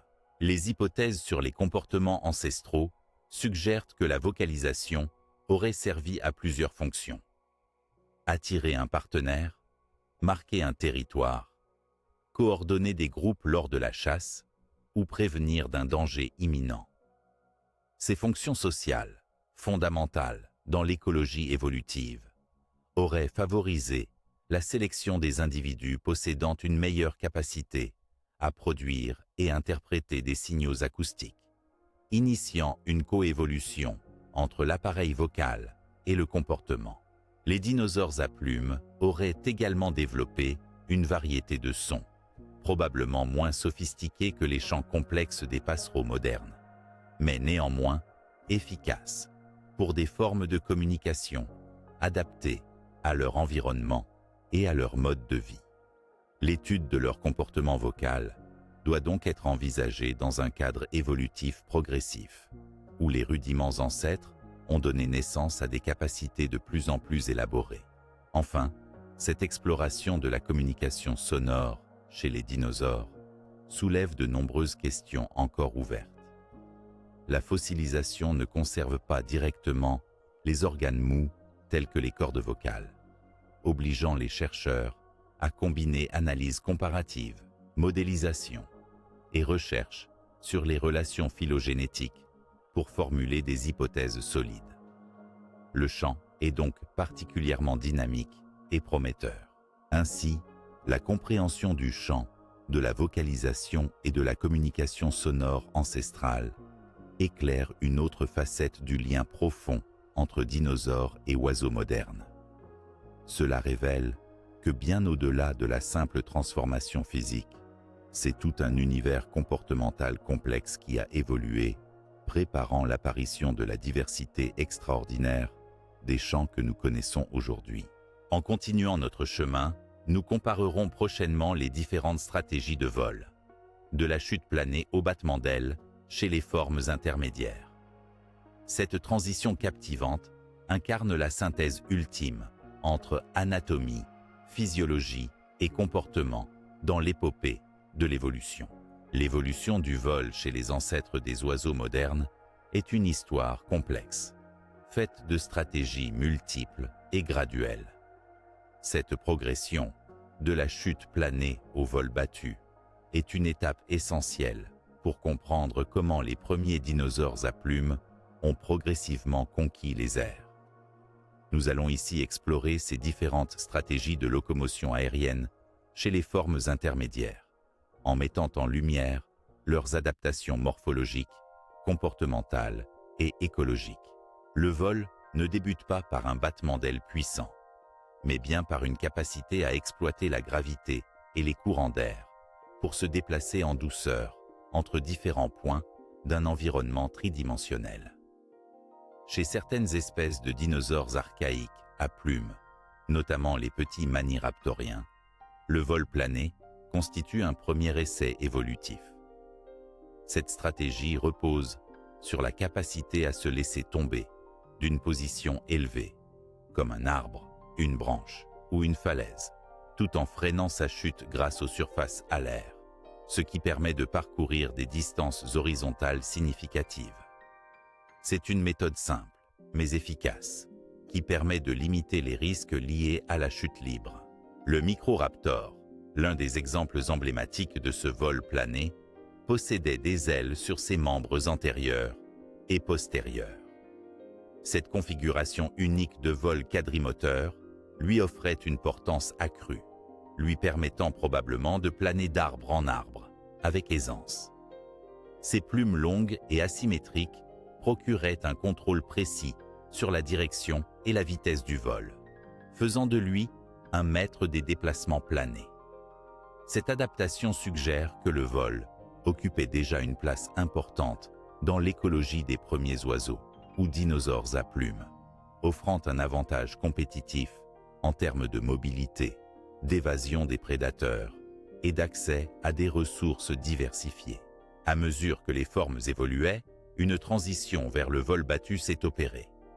Ce type de vol, plus énergétiquement coûteux, mais beaucoup plus maniable, nécessite une musculature développée, une ossature légère et une articulation fine des membres antérieurs.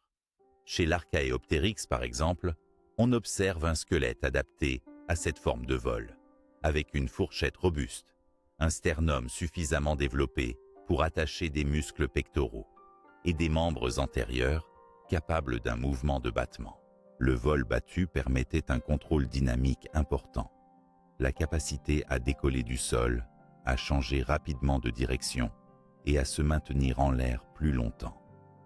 Cette vélocité aérodynamique représentait une révolution dans la mobilité pour ces créatures.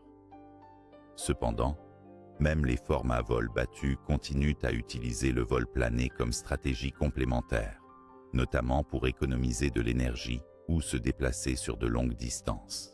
Certaines espèces intermédiaires montrent une combinaison des deux techniques, avec des membres antérieurs et des plumes partiellement adaptées pour le battement, mais insuffisamment puissants pour un vol soutenu. Ces formes mixtes utilisent donc le battement pour gagner de la hauteur, gagner de l'élan, puis sont capables de se laisser planer efficacement, tirant parti des courants d'air et des reliefs pour prolonger leur temps en suspension. Les caractéristiques clés de cette transition incluent aussi la diversification des types de plumes et la spécialisation des muscles.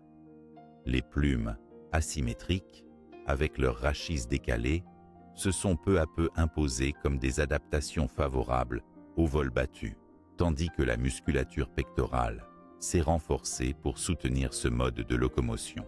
L'évolution de l'aérodynamique des ailes a également été déterminante. Des modifications squelettiques telles que la fusion des os du carpe et des métacarpiens ont permis de rigidifier l'aile, augmentant l'efficacité du battement.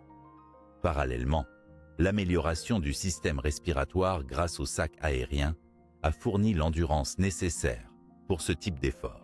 Cette diversification des stratégies de vol dans les formes intermédiaires illustre donc une phase expérimentale riche, où différentes solutions ont coexisté, certaines menant à un vol battu efficace, d'autres restant à des simples vols planés ou à des vols courts.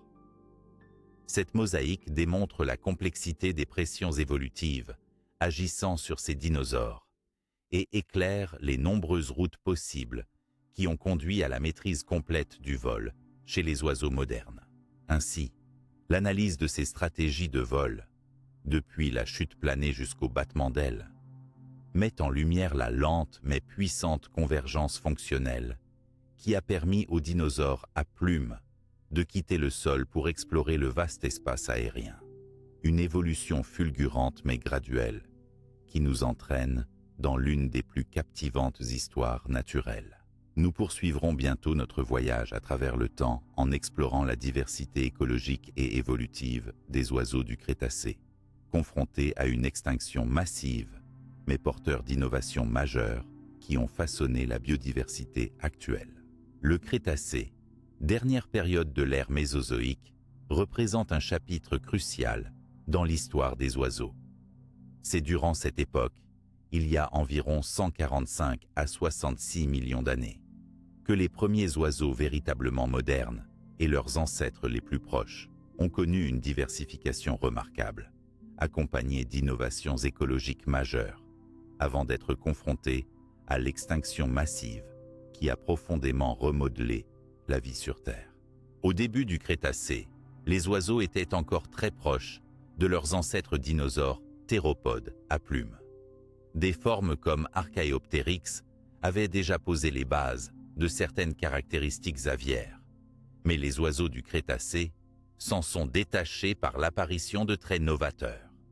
Leur diversité morphologique a explosé, avec des adaptations variées dans la taille, la forme des ailes, le type de bec et dans la structure des pattes, témoignant d'une grande spécialisation écologique. Les fossiles de cette période nous révèlent des oiseaux capables d'exploiter des habitats très différents. Certains vivaient près des côtes et se nourrissaient de poissons. D'autres habitaient les forêts denses, se déplaçant avec aisance dans la canopée, tandis que quelques espèces terrestres exploraient les plaines et les zones ouvertes. Cette diversification écologique a également donné lieu à une variété de stratégies alimentaires, insectivores, carnivores, granivores, voire même omnivores, croisant ainsi les chemins de nombreuses niches écologiques. Sur le plan anatomique, les oiseaux du Crétacé ont innové en développant des adaptations essentielles à leur mode de vie varié. La structure de leurs ailes, avec des plumes toujours plus sophistiquées et des architectures osseuses optimisées, leur permettait une plus grande maîtrise du vol. Certaines espèces présentaient des becs longs et pointus, adaptés à la pêche. d'autres des becs robustes pour casser les graines, ce qui illustre un affinement de leur régime alimentaire. Ces adaptations s'accompagnaient d'une évolution rapide de leur système respiratoire et de leur métabolisme. L'efficacité du vol exigeait une amélioration constante des fonctions physiologiques, qui furent atteintes grâce à une complexification des sacs aériens et à l'allègement du squelette. Cependant, cette période florissante a brutalement pris fin avec la fameuse extinction massive de la fin du Crétacé, il y a environ 66 millions d'années. Cet événement catastrophe, généralement attribué à la chute d'un astéroïde combiné à des éruptions volcaniques massives, a provoqué une extinction rapide et profonde, touchant non seulement les dinosaures non aviaires, mais aussi une large part de la biodiversité, dont plusieurs groupes d'oiseaux primitifs. Pourtant, tous les oiseaux du Crétacé ne disparurent pas. Un petit groupe d'espèces survivantes, probablement caractérisées par une taille réduite, des habitudes alimentaires flexibles et une capacité d'adaptation élevée, parvint à survivre à cette crise. Ces oiseaux descendants, mosaïques de caractéristiques ancestrales et innovantes, ont donné naissance à la diversité incroyable d'oiseaux modernes que nous connaissons aujourd'hui. L'étude des fossiles du Crétacé nous révèle ainsi les racines de nombreuses stratégies écologiques toujours présentes chez les oiseaux modernes, comme le vol plané, le vol battu, la spécialisation dans divers régimes alimentaires, la nidification élaborée et même des comportements sociaux complexes. En résumé, les oiseaux du Crétacé représentent une scène évolutive intense, vibrante d'innovations biologiques et écologiques, mais aussi confrontée à de terribles bouleversements planétaires. Leur histoire est emblématique des forces conjuguées de la nature, l'adaptation, la diversification, mais aussi la vulnérabilité face aux changements radicaux. Ce panorama nous conduit naturellement à la question suivante. Comment les oiseaux modernes reflètent-ils aujourd'hui l'héritage de leurs ancêtres dinosaures? Nous poursuivrons dès lors notre voyage à travers le temps en explorant cette fascinante continuité biologique et comportementale. Les oiseaux modernes, que nous observons chaque jour dans nos environnements, portent en eux un héritage profondément ancré dans l'histoire de la vie sur Terre. Un héritage qui remonte directement à leurs ancêtres dinosaures. Cette continuité biologique et comportementale, bien que souvent subtile, est un témoignage vivant de l'évolution progressive et de l'adaptation qui ont façonné la diversité actuelle. Comprendre comment les oiseaux reflètent encore l'héritage de leurs ancêtres du groupe des dinosaures théropodes, c'est saisir une connexion extraordinaire entre passé et présent, entre fossiles et réalité vivante. Sur le plan biologique, de nombreuses caractéristiques morphologiques et physiologiques des oiseaux modernes découlent directement des adaptations originelles des dinosaures à plumes. Par exemple, la structure squelettique légère, avec des os creux et pneumatisés, n'est pas une innovation propre aux oiseaux contemporains, mais une continuité héritée des ancêtres théropodes qui avaient un rôle crucial dans l'allègement du corps et la facilitation du vol.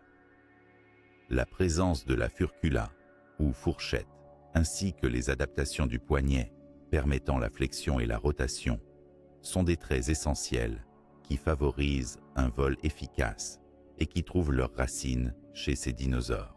Au niveau pulmonaire, le système de sac aérien, propre aux oiseaux, est une modification raffinée du système respiratoire avancé observé chez les dinosaures théropodes.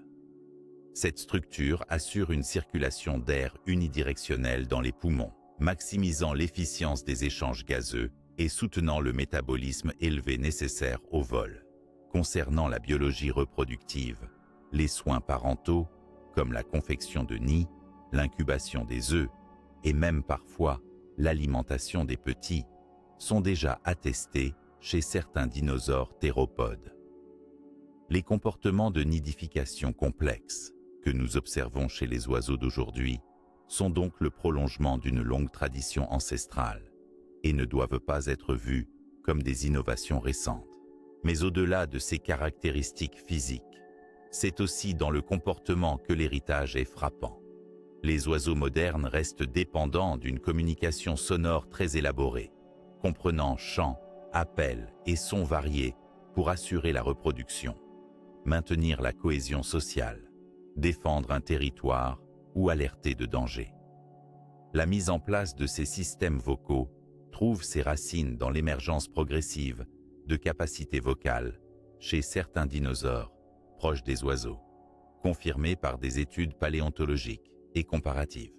La diversité des modes de vol observés aujourd'hui, du vol battu au vol plané, trouve également son origine dans les stratégies aérodynamiques explorées successivement par les dinosaures théropodes.